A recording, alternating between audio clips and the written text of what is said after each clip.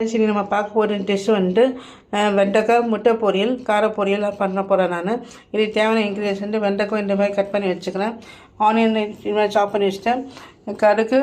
கடுகு கொஞ்சம் உளுந்தம் பருப்பு, கருவேப்பிலை போட்டு இது தேவையான மசாலா வந்துட்டு மல்லித்தூள், மிளகாத்தூள், நம்ம காரக்குழம்புலாம் யூஸ் பண்ணிட்டு அந்த தூள் வச்சுக்கிறேன். இது ஃபைனல் ஸ்டேஜுக்கு வந்துட்டு ஃபைனல் டேஸ்ட் என்ஹான்ஸ் பண்ணுறதுக்கு கரம் மசாலா வச்சுக்கிறேன். அது இறக்கும் போது முட்டை பொடி மாஸ் பண்ணி இறக்கிட்டேன்னா வெண்டைக்காய் கார முட்டை பொரியல் is ready. Let's see the process. Start பண்ணிட்டேன் நான். ஸோ வெங்காயம்லாம் வதங்கியாச்சு. வெங்காயம் வதக்கும் போது கொஞ்சம் பெருங்காயம் தூள் போட்டிங்கன்னா நல்லா டேஸ்ட் என்ஹான்ஸ் பண்ணி கொடுக்கும்.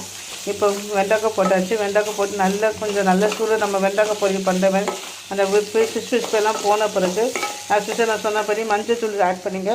மஞ்சள் தூள் கூட இதெல்லாம் மசாலா ஆட் பண்ணிவிட்டு பார்ப்போம். Let's see the process. பார்ப்போம். லெட்ஸ் see the process என்ன ஆச்சுன்னு பார்ப்போம். நல்ல வாசனையாக இருக்குது. எல்லாம் மசாலாலாம் போட்டாச்சு. இன்றைக்கி கரம் மசாலா எல்லாம் போட்டாச்சு. இன்றைக்கி கரம் மசாலா மட்டும்தான் போடணும் இந்த ஸ்டேஜில். போட்டுட்டு நடுவில் ஒரு கேப்பை விட்டு 2 முட்டை உடச்சி போட்டு கிளறி விட்டிங்கன்னா வெண்டைக்காய் கார முட்டை பொரியல் ready. Let's see the process. Finishing stage வந்துச்சு. எல்லாம் அடுப்பு ஸ்டவ் ஆஃப் பண்ணியாச்சு. நல்லா ஸ்க்ராம்பு பண்ணி நல்ல வெண்டைக்காய் பொரியலோட்டு காரசாரமாக இறக்கியாச்சு.